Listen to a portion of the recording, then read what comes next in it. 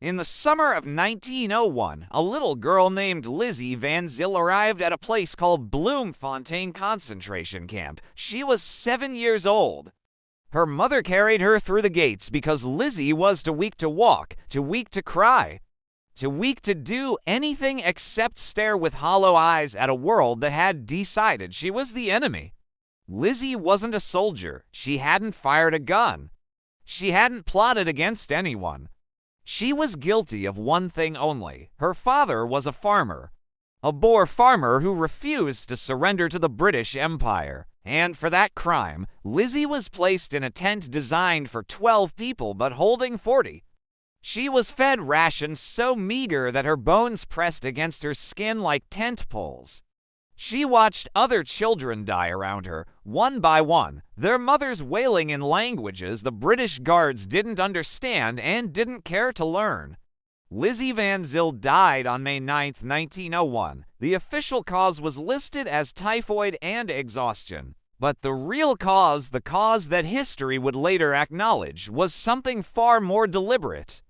She died because the British Empire had invented a new kind of warfare, a warfare that didn't target armies. It targeted families, it targeted women, it targeted children. It targeted the very idea of a people's will to resist. 28,000 Boer civilians would die in these camps. 22,000 of them were children under 16. That's more children than all the soldiers who died on both sides of the war combined. Let that sink in for a moment. The British Empire, the most powerful force on Earth, the empire that controlled a quarter of the world's landmass, found itself so frustrated by a few thousand farmers that it resorted to starving their families to death. This is the story of the Boer Wars, and if you've never heard of them, you're not alone. These conflicts have been largely swept under history's rug, remembered only in footnotes or mentioned briefly in discussions about apartheid, but these wars changed everything. They introduced tactics that would echo through the 20th century and into our own. They created the blueprint for modern counterinsurgency. And yes, they invented the concentration camp. But to understand how we got to Lizzie Van Zyl dying in a tent in Bloemfontein, we need to go back, way back, to a time when a group of deeply religious Dutch farmers decided they wanted nothing to do with the British Empire, and the British Empire decided that wasn't really their choice to make. The story begins in 1652, when the Dutch East India Company established a small resupply station at the Cape of Good Hope. This wasn't meant to be a colony. It was a rest stop, a place where ships traveling between Europe and Asia could stock up on fresh water, vegetables, and meat before continuing their journeys. But here's the thing about rest stops. Sometimes people decide to stay. The Dutch settlers who arrived at the Cape found something unexpected. They found paradise. The land was fertile. The climate was mild. The native Khoi people, while not exactly thrilled about the newcomers, were relatively few in number and lacked the military technology to resist effectively, so the Dutch stayed. They farmed. They raised cattle. They built lives. And over the decades, these settlers developed into something new. They stopped thinking of themselves as Dutch. They started calling themselves Afrikaners, which literally means Africans. They developed their own language, Afrikaans, a simplified version of Dutch mixed with German, French, Malay, and indigenous languages. They developed their own culture, their own customs, and most importantly, their own fierce sense of independence. These people became known as Boers. The word simply means farmers in Dutch, and that's what they were, farmers. Cattle ranchers. People who wanted to be left alone to work their land, read their Bibles, and raise their families according to their own traditions. But the Boers had a problem, the same problem that would define their history for the next centuries.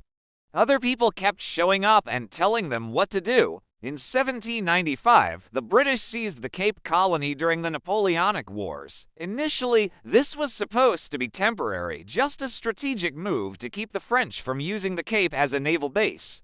But temporary has a funny way of becoming permanent when you're the British Empire. By 1806, the Cape was officially British territory. And suddenly, the Boers found themselves subjects of a crown they had never sworn loyalty to, governed by laws written in a language many of them didn't speak, and ruled by officials who viewed their customs with something between condescension and outright contempt. The British brought changes. Some of those changes were progressive. In 1833, the British Empire abolished slavery throughout its territories, including the Cape Colony. Many Boer farmers had built their prosperity on slave labor, and this abolition hit them hard, both economically and ideologically. They saw it as interference in their way of life, proof that the British would never leave them in peace. But even beyond slavery, there were smaller grievances that accumulated like drops of water wearing a waystone. The British tried to make English the official language. They appointed magistrates who didn't understand local customs. They implemented land policies that favored British settlers over established Boer farmers. Death by 1,000 cuts, as the saying goes. By the 1830s, many Boers had had enough. If the British wanted the Cape, they could have it. These farmers would do what their ancestors had done centuries before in Europe. They would pack up their wagons, gather their cattle, and find new land where no one could tell them what to do. This was the Great Trek, and it would become the founding myth of Boer identity. Picture it. Thousands of families loading everything they owned onto ox-drawn wagons, setting off into territory no European had ever mapped, crossing mountain ranges and rivers, fighting battles with African kingdoms, burying their dead along the way, and pushing forward regardless. The Voortrekkers, they called themselves the pioneers. They moved north and east into lands that would become the Orange Free State and the Transvaal Republic. Along the way, they clashed with the Zulu kingdom, culminating in the famous Battle of Blood River in 1838, where a small Boer force defeated a much larger Zulu army. This victory became central to Boer mythology, proof that God was on their side, that they were his chosen people destined to rule this land. Let's pause here for a moment and address something important. The Boers were not saints. Their relationship with the indigenous African populations was brutal and exploitative. They believed firmly in white supremacy, in a divinely ordained hierarchy that placed them at the top and black Africans at the bottom. The societies they built in their new republics were founded on forced labor and racial subjugation. Understanding Boer history requires holding to ideas simultaneously. They were victims of British imperialism, and they were perpetrators of their own form of colonial oppression. History is rarely clean, and these wars are no exception. But back to our story. By the 1850s, the Boers had established two independent republics, the Transvaal, officially called the South African Republic, and the Orange Free State, the British, having more pressing concerns elsewhere in their sprawling empire, recognized these republics' independence. The Transvaal in 1852 with the Sand River Convention, and the Orange Free State in 1854 with the Bloemfontein Convention. Finally, the Boers thought they had what they'd always wanted: their own land, their own laws, their own destiny. Free from the meddling of the British Empire. It was a beautiful dream. It lasted about 25 years. The problem with being a small, independent nation in the 19th century was that your independence only lasted as long as you had nothing that larger nations wanted. And in 1867, something happened that would make the Boer republics irresistible. A Boer child found a pretty pebble near the Orange River. That pebble turned out to be a 21-carat diamond. Suddenly, the world's attention snapped to southern Africa.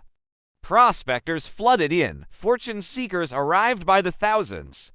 Within a few years, the Kimberley Diamond Rush was in full swing, creating overnight fortunes and transforming the economic landscape of the region. The diamond fields were technically in territory disputed between the Boer republics and Britain. Guess who won that dispute? By 1871, Britain had annexed the Diamond Rich area, incorporating it into the Cape Colony. The Boers protested but lacked the power to resist. Then came gold. In 1886, prospectors discovered the main reef of the Witwatersrand gold deposits in the Transvaal. This wasn't just any gold deposit. This was the largest gold deposit ever found on Earth. Suddenly, the impoverished Transvaal Republic was sitting on wealth beyond imagination. Within a decade, the Transvaal would be producing a quarter of the world's gold output. And the British Empire was paying very, very close attention. See, this is the thing about empires. They always have reasons. Noble-sounding justifications for why they need to take what isn't theirs. In the case of Southern Africa, the stated reasons were varied. The Boers were oppressing the indigenous African population. The Boers were denying rights to British citizens living in the Transvaal. The Boers were obstacles to the dream of a unified, British-controlled Africa from Cape to Cairo. All of these reasons contained grains of truth. The Boers absolutely were oppressing Africans. They absolutely were denying political rights to the Uitlanders, the foreigners, mostly British, who had flooded into the Transvaal to work the gold mines. And they absolutely were inconvenient obstacles to Cecil Rhodes's grand imperial vision. But let's be honest about the real reason. Gold. Oceans of gold. More gold than anyone had ever seen in one place.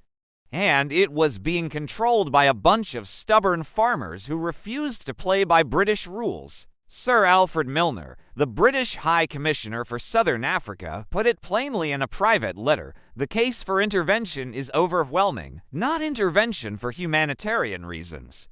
Not intervention for democratic principles.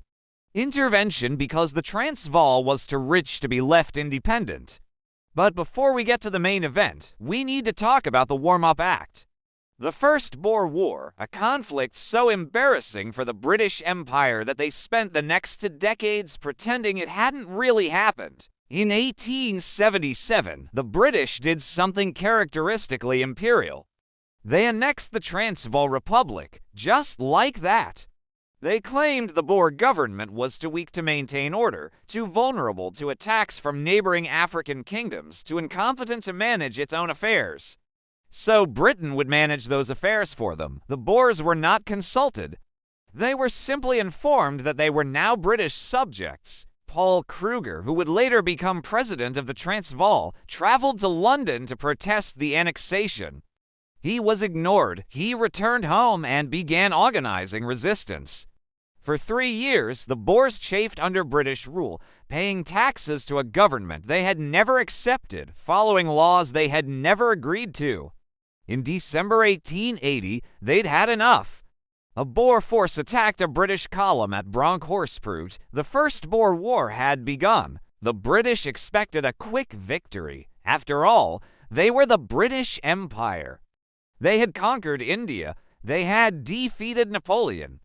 They had the most powerful military on Earth. How difficult could a few thousand farmers be? Very difficult, as it turned out. The Boers were not a conventional army. They had no uniforms, no formal military structure, no parade ground discipline.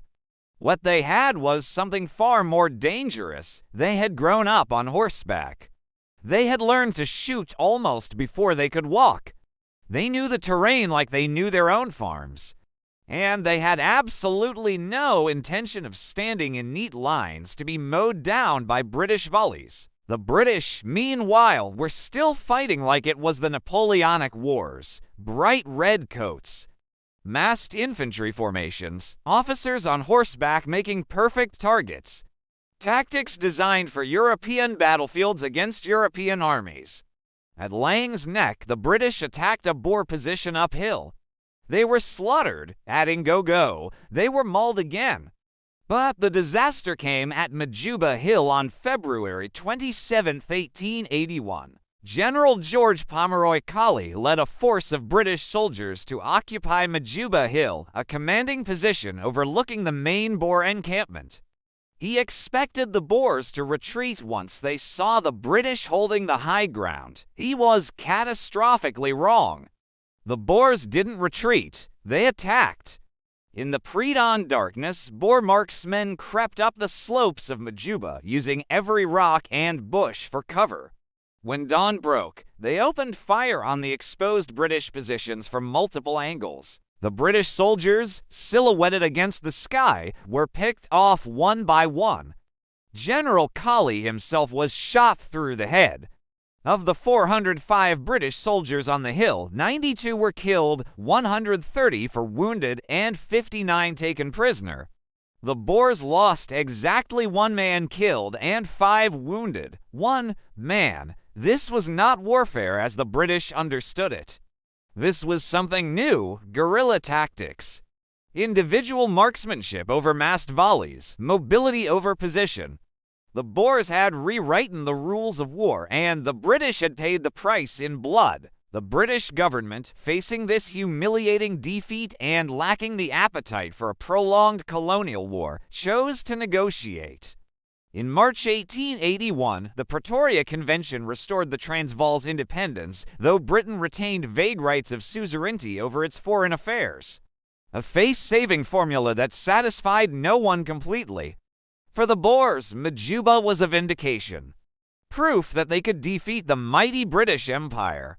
Proof that faith and courage could overcome overwhelming odds.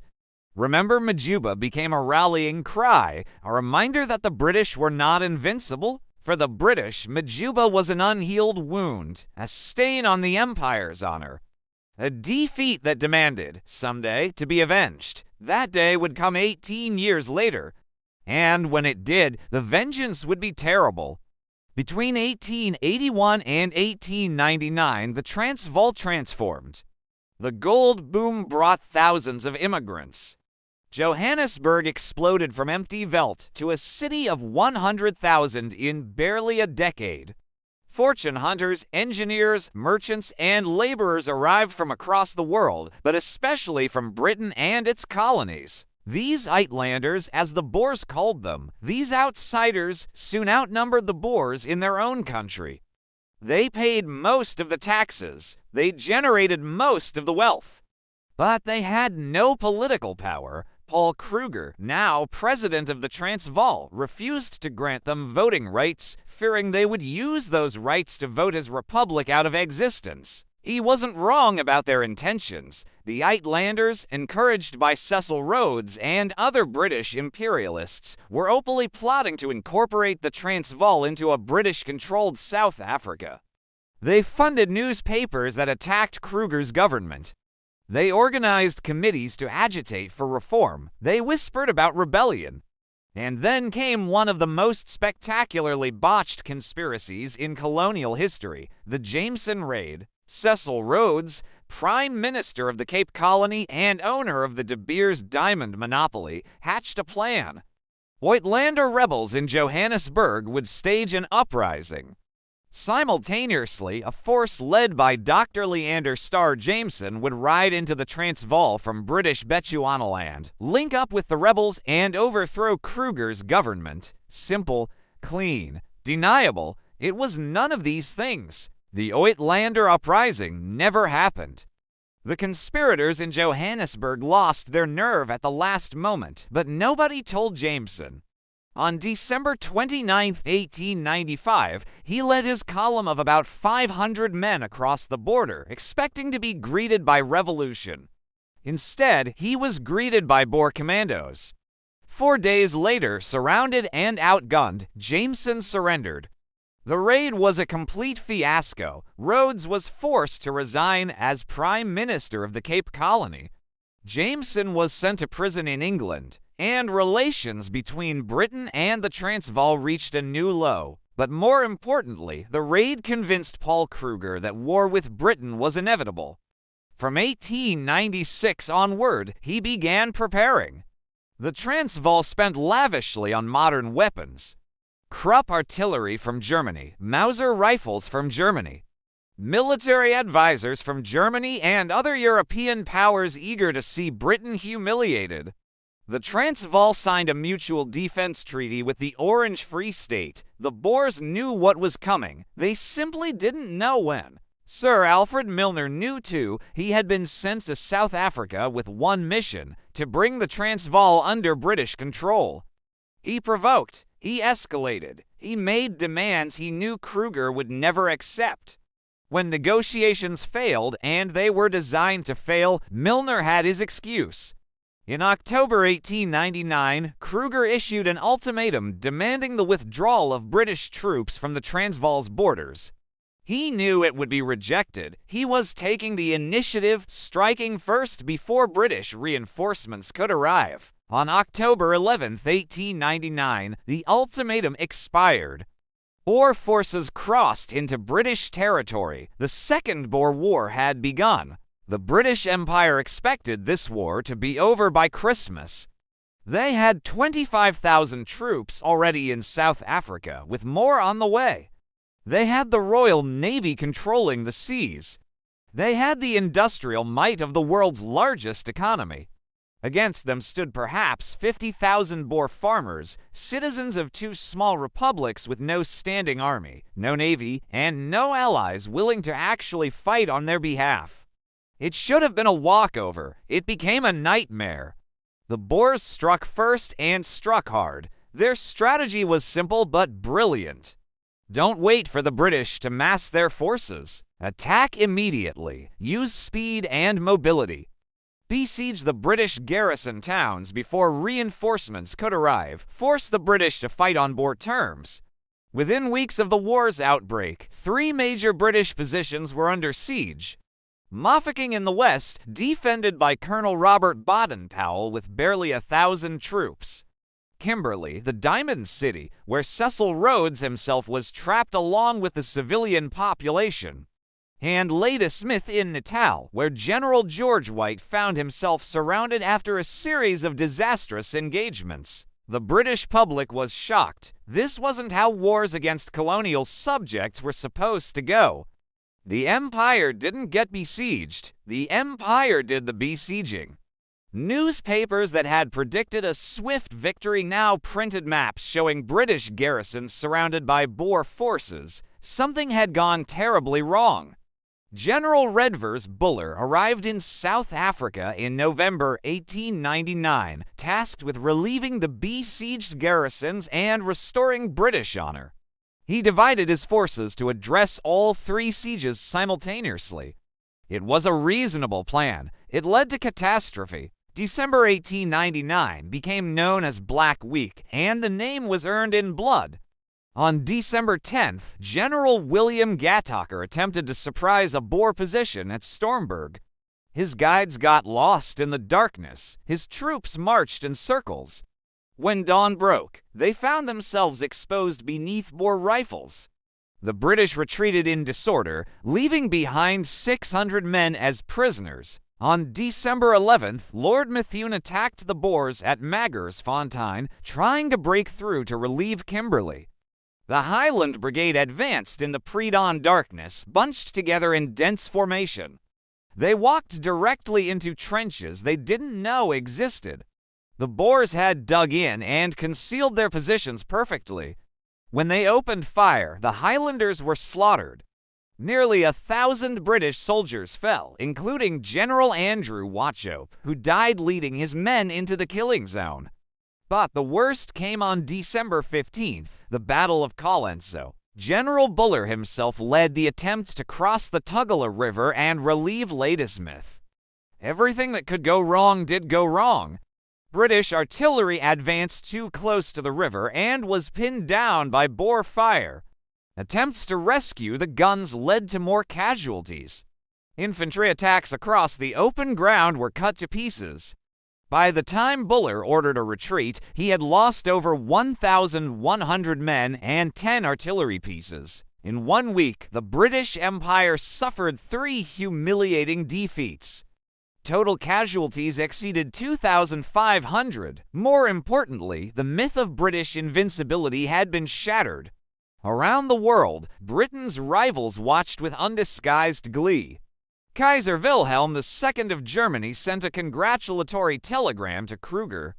Newspapers from Paris to St. Petersburg mocked British incompetence. Queen Victoria, 80 years old and in the final years of her reign, reportedly declared, "We are not interested in the possibilities of defeat.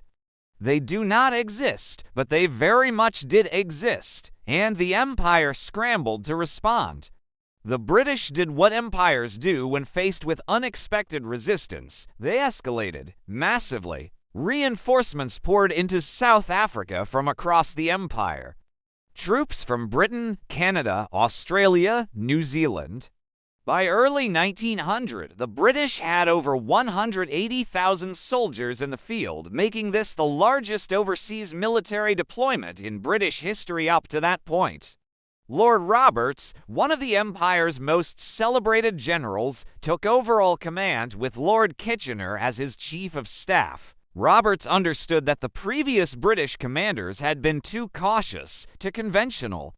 He would use overwhelming force and relentless advance to crush the Boer republics. In February 1900, he launched his campaign. The tide began to turn. Kimberley was relieved on February 15th. On February 27th, at the Battle of Paardeberg, General Piet Cronje surrendered with 4,000 Boer fighters, the largest Boer defeat of the war.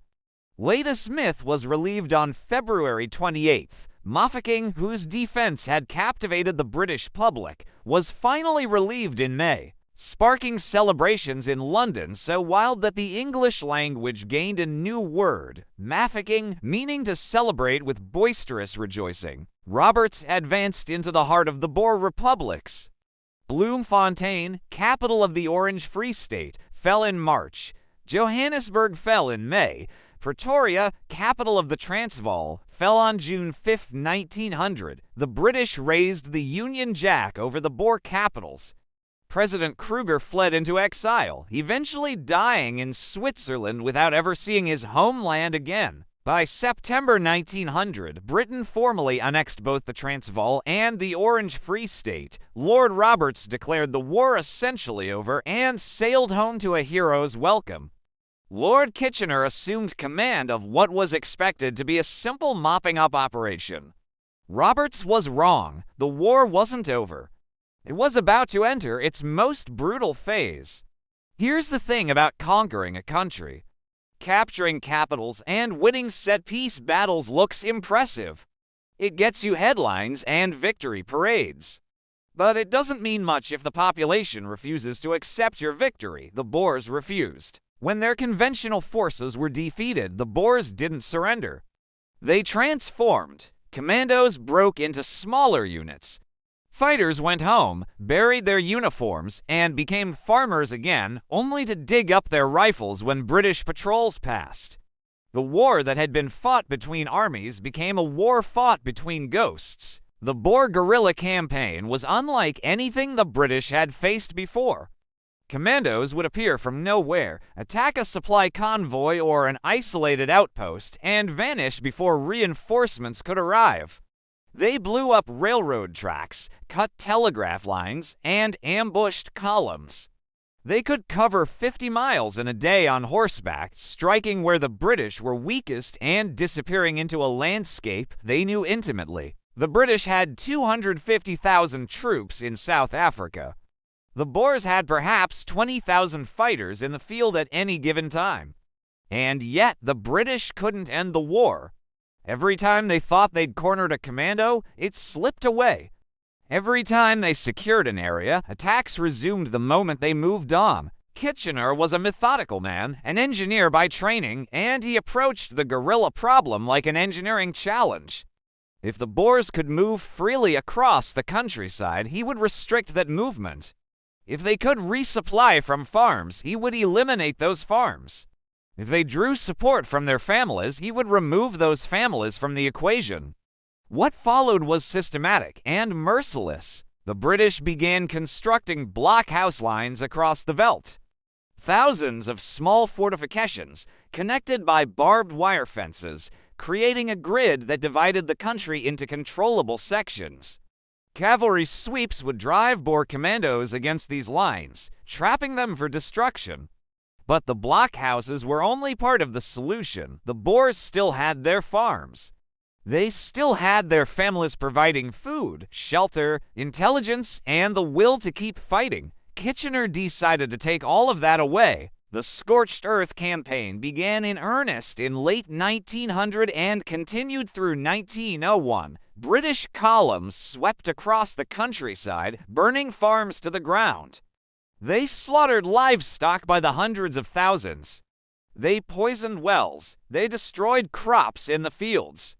They dynamited farmhouses and barns. Anything that could support the Boer commandos was eliminated. General Lord Kitchener stated the logic plainly. The women are keeping up the war. If the women were the problem, the women would be dealt with. And so began the concentration camps. The term concentration camp did not originate with the Nazis. It originated here, in South Africa, in 1900. The British called them refugee camps initially, a humanitarian measure to care for the families displaced by the Scorched Earth campaign.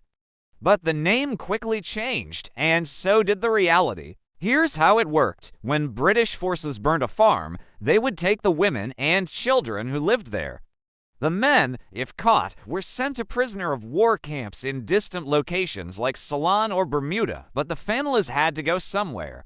They were concentrated into camps, concentration camps.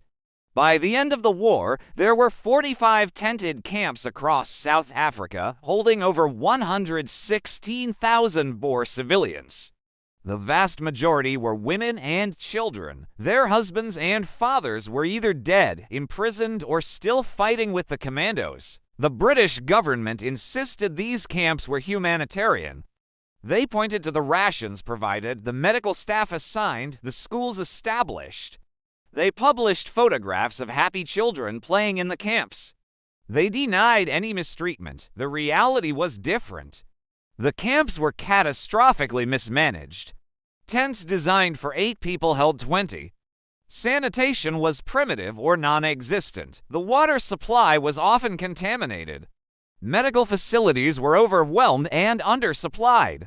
And the rations were deliberately inadequate. Here's a detail that tells you everything about British intentions. The camps had to ration scales. Families whose men had surrendered or died received somewhat better rations. Families whose men were still fighting received less. Children were being starved based on what their fathers were doing miles away. The logic was explicit. Kitchener wrote, "The women and children have to suffer for the deeds of their husbands and fathers." The camps were not humanitarian measures. They were weapons, tools of coercion, starve the families until the men surrendered. Disease swept through the overcrowded camps. Measles, typhoid, dysentery, pneumonia, doctors were few, and medicines were scarce. Children died by the hundreds, then by the thousands. Let me give you some numbers because numbers are important here. In the Boer concentration camps, the mortality rate peaked at approximately 30% per year. 1 in 3. If you entered a camp, you had roughly a 1 in 3 chance of dying within 12 months. For children, the rates were even higher. At certain camps, during certain months, the child mortality rate approached 50%. By the time the camps were closed after the war, nearly 28,000 Boers had died in them. More than 22,000 were children under 16. The entire Boer population of the two republics was only about 200,000. This means roughly 1 in 7 Boers died in these camps. Among children, the proportion was even higher. This was not accidental. This was policy. But the story gets even darker because I haven't mentioned the other camps yet. The Boers were not the only people concentrated. African men, women, and children were also swept up in the Scorched Earth campaign. They had been living and working on Boer farms, and when those farms were destroyed, they became displaced. The British established separate camps for black Africans. At least 66 of them. These camps were even worse than the Boer camps. The rations were smaller. The medical attention was less. The deaths were more numerous and less documented. At least 20,000 black Africans died in these camps, probably more. The records are incomplete because British officials didn't consider African deaths important enough to track carefully. Some historians estimate the true number could be as high as 30,000 or more. We will never know exactly how many because their deaths were barely acknowledged at the time and have been largely forgotten since. These were not combatants. These were farm laborers, domestic workers, and their families. They had no say in the war. They were caught between two white powers, neither of which cared about their survival. And they died in numbers that dwarfed even the Boer casualties. When we talk about the Boer War concentration camps, we must remember both. The suffering was not limited to one group. The brutality touched everyone. The conditions in the camps might have continued indefinitely, the deaths written off as unfortunate necessities of war, if not for one remarkable woman. Emily Hobhouse was 40 years old when she arrived in South Africa in January 1901. She was a British social worker, the daughter of a clergyman, and a Quaker with deep humanitarian convictions. She had come to investigate conditions in the camps, driven by rumors that all was not well. What she found horrified her. At the Bloemfontein camp, she encountered Lizzie Van Zyl, the girl I mentioned at the beginning of this story. She found children so emaciated they looked like living skeletons. She found mothers weeping over babies dying from diarrhea because there was no clean water. She found tents where the floors were soaked with human waste because there were no proper latrines. She found women shivering in summer clothes because their winter clothing had been burned with their farms and no replacement had been provided. Emily Hobhouse took notes. She took photographs. She gathered testimony. And then she went home to Britain and raised holy hell. Her report was published in June 1901 and caused an immediate scandal. She named names. She cited statistics. She described scenes that no one could dismiss as exaggeration because she had witnessed them personally. She stood before audiences and read letters from dying children. She forced the British public to confront what was being done in their name. The government's response was predictable. They attacked her personally. War Secretary St. John Broderick called her a hysterical spinster. Kitchener called her a nagger. She was banned from returning to South Africa. The official position was that conditions in the camps were perfectly acceptable and that Hobhouse was either lying or exaggerating for political purposes. But the evidence was too overwhelming to suppress. Liberal MPs took up the cause in Parliament. Newspapers that had supported the war began asking uncomfortable questions. The government was forced to act, if only to manage the public relations disaster. A commission was sent to South Africa, led by Millicent Fawcett. This was a clever choice by the government because Fawcett was a supporter of the war and was expected to produce a whitewashed report. But Fawcett was also an honest woman, and what she found in the camps could not be whitewashed. Her report, published in late 1901, confirmed most of Hobhouse's findings: overcrowding, inadequate sanitation, insufficient medical care, poor quality food.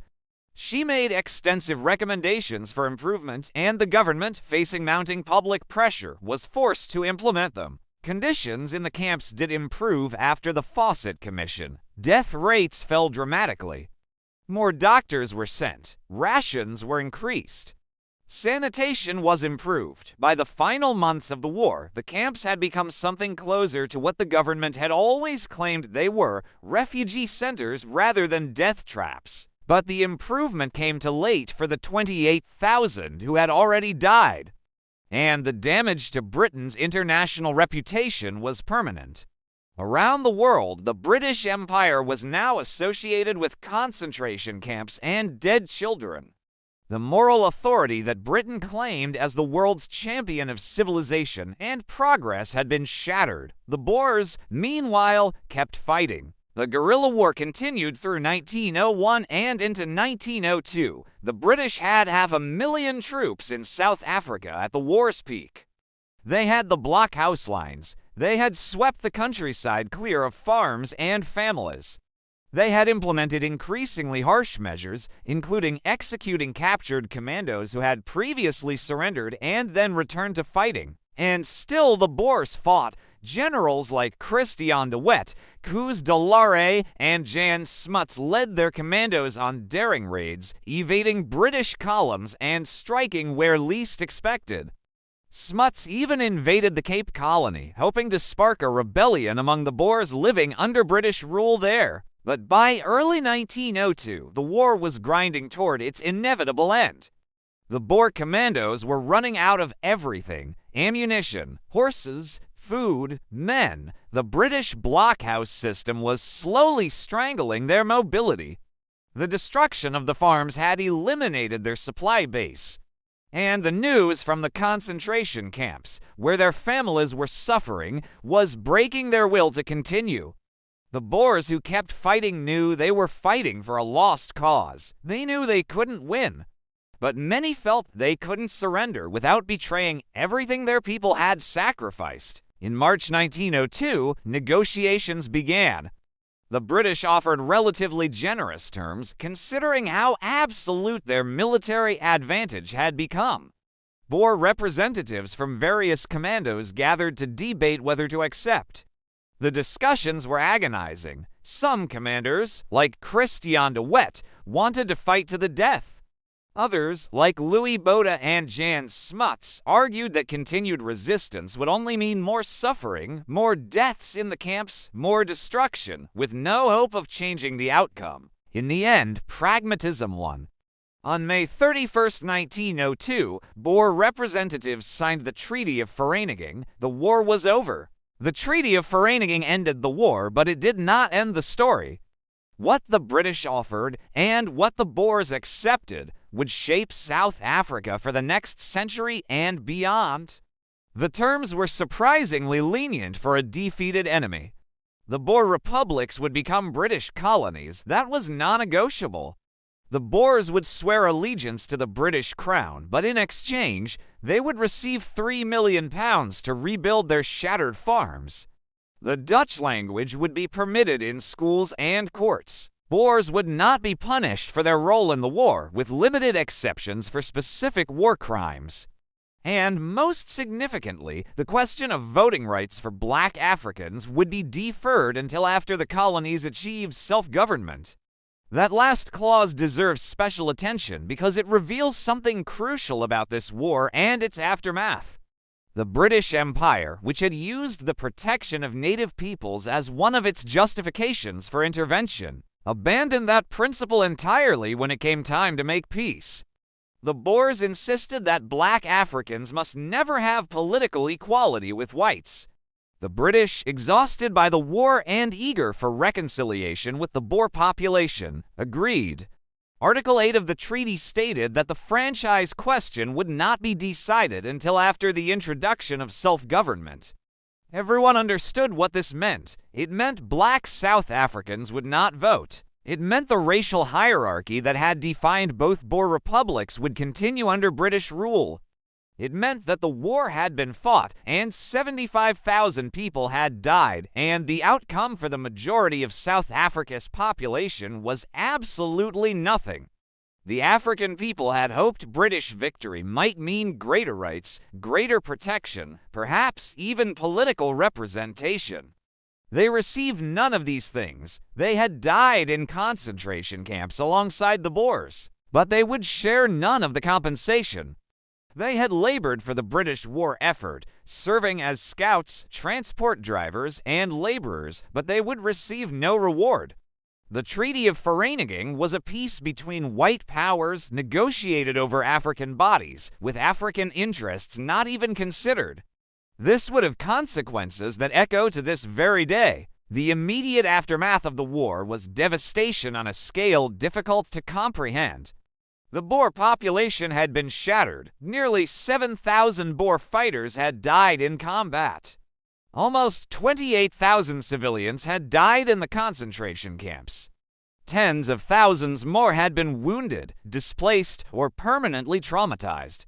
Entire districts had been depopulated. Farms that had been in families for generations were now blackened ruins. The British spent the promised £3 million on reconstruction, but it wasn't nearly enough. Many Boer families returned to find nothing. No house, no livestock, no tools, no seeds. Nothing but scorched earth and bitter memories.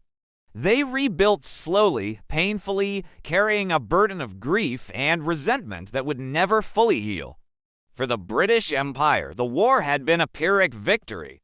They had won? Yes. They controlled South Africa's gold and diamonds now. The dream of a unified British Africa from Cape to Cairo was closer to reality, but the cost had been staggering. The war had required 450,000 British and Imperial troops at its peak. It had cost £222 million, an astronomical sum that strained even the world's wealthiest economy. More than 22,000 British and Imperial soldiers had died, the majority from disease rather than combat. And the moral cost was incalculable. The concentration camps had exposed the Empire's willingness to wage war on women and children. The image of benevolent British civilization, bringing progress to backward peoples, had been permanently tarnished. Around the world, critics of imperialism pointed to South Africa as proof that empires were built on brutality, not benevolence. In Ireland, Indian nationalists and other colonial subjects drew lessons from the Boer resistance. If farmers with rifles could humiliate the British Empire for 3 years, perhaps resistance was not as futile as it seemed. The British military also learned lessons, though perhaps not the right ones. They studied the Boer tactics and recognized that modern rifles and guerrilla warfare had changed the nature of combat. They developed new doctrines for fighting mobile enemies. They improved their marksmanship training. They reconsidered the wisdom of bright red uniforms. But the deeper lesson, that conquered peoples might not accept conquest, that military victory did not equal political victory, that brutality created enemies rather than subjects, these lessons were learned only partially, if at all.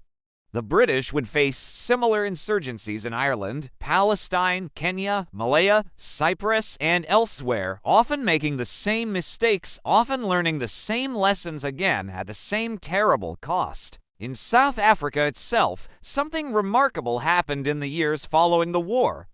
The British, determined to reconcile with the Boer population, moved quickly towards self-government. By 1906, the Transvaal had its own elected government. By 1907, the Orange River Colony, formerly the Orange Free State, followed suit. And in 1910, all for South African colonies, the Transvaal, Orange River Colony, Cape Colony, and Natal, united to form the Union of South Africa. The new nation was granted Dominion status, the same as Canada and Australia. It was effectively independent, managing its own affairs while nominally owing allegiance to the British Crown. And here's the remarkable part. The first government of this new nation, this British creation, was led by Boers. Louis Botha, who had commanded Boer forces in the war, became the first prime minister. Jan Smuts, who had led commandos into the Cape Colony, became his closest ally and eventual successor.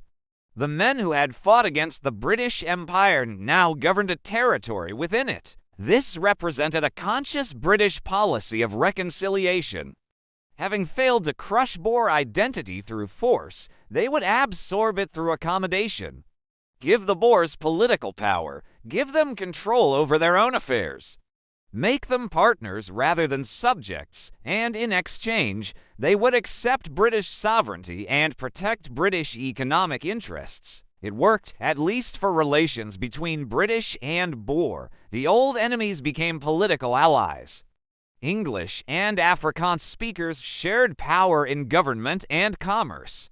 The white population of South Africa, divided by war, was reunited by a common interest in maintaining dominance over the black majority, and that black majority, they were excluded entirely.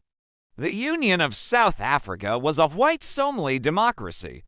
Black Africans, who made up the overwhelming majority of the population, had virtually no political rights. In the Cape Colony, a small number of property-owning black and mixed-race men had been able to vote, but even this limited franchise was progressively stripped away over the following decades. The foundations were being laid for something terrible. The Boer philosophy of racial separation, of white supremacy ordained by God, of black people as servants rather than citizens, was now embedded in the constitution of a nation.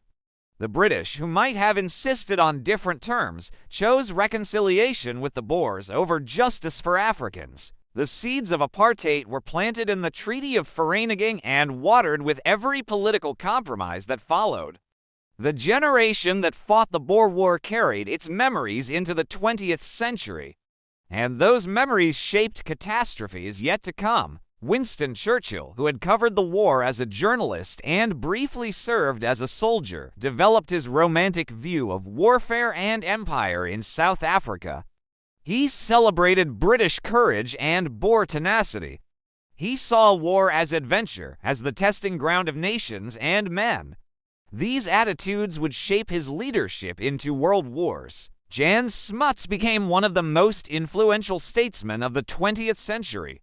He helped create the League of Nations after World War I and the United Nations after World War II. He was a member of the British War Cabinet in both conflicts.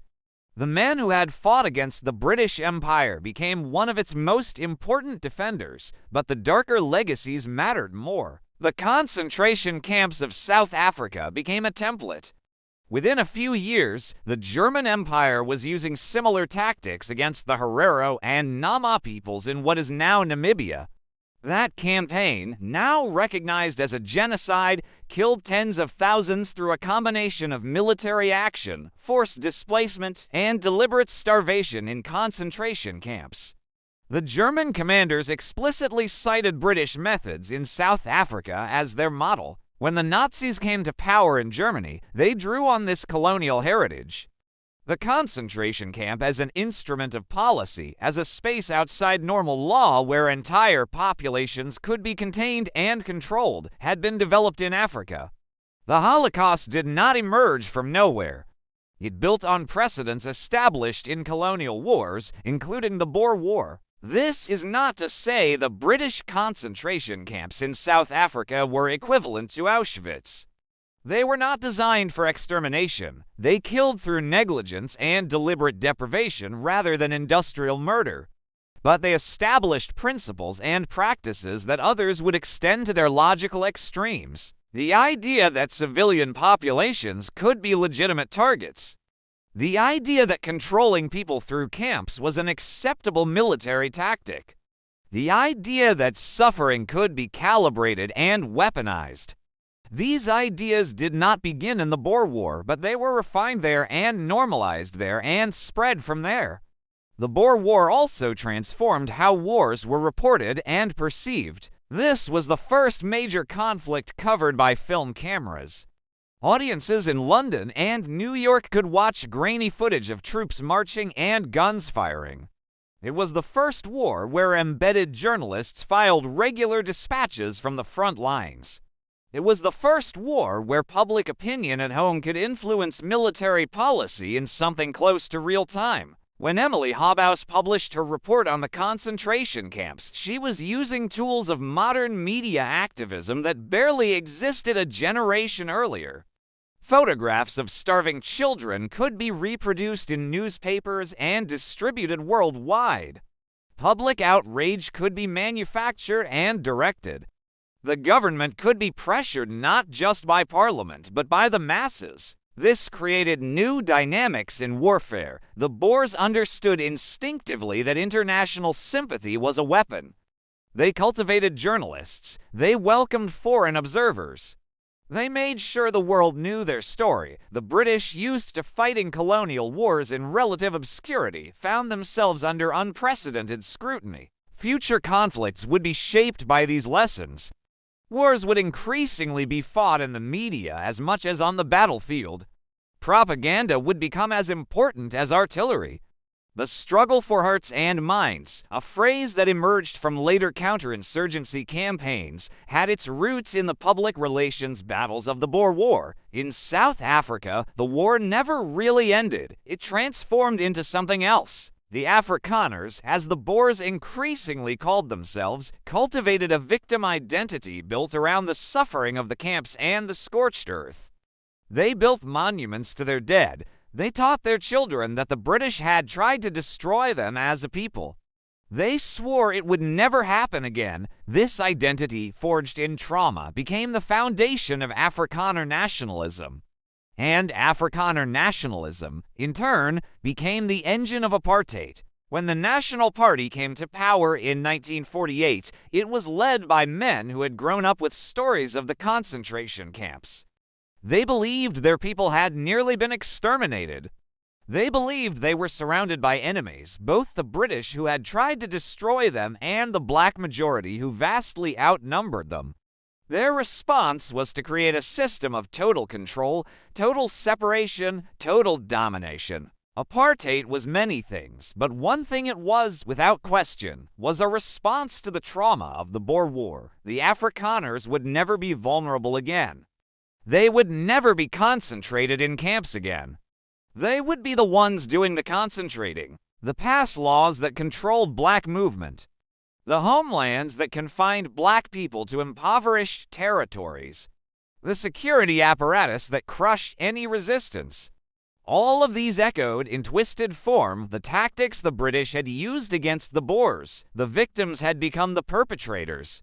The oppressed had become the oppressors. The cycle of violence continued, generation after generation. Nelson Mandela spent 27 years in prison because of a system whose roots reached back to the concentration camps of 1901. The apartheid state that imprisoned him was built by men haunted by the ghosts of children who died at Bloemfontein.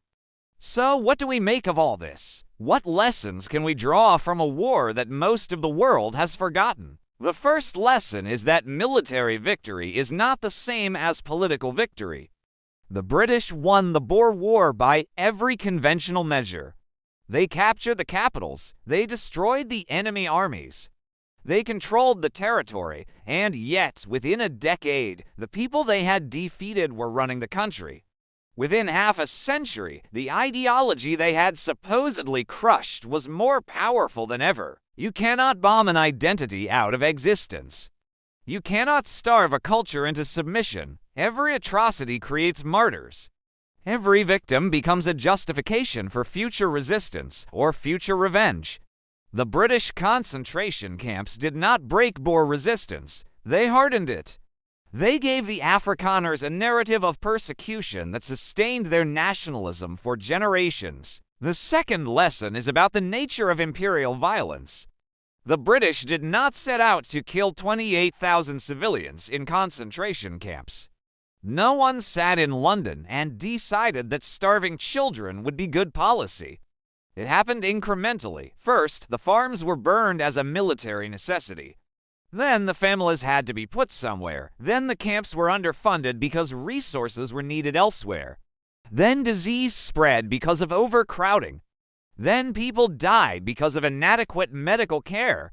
Each step seemed reasonable in isolation. The outcome was mass death. This is how atrocities usually happen, not through cartoonish villainy, but through systems that dehumanize, bureaucracies that diffuse responsibility, and individuals who follow orders without asking questions.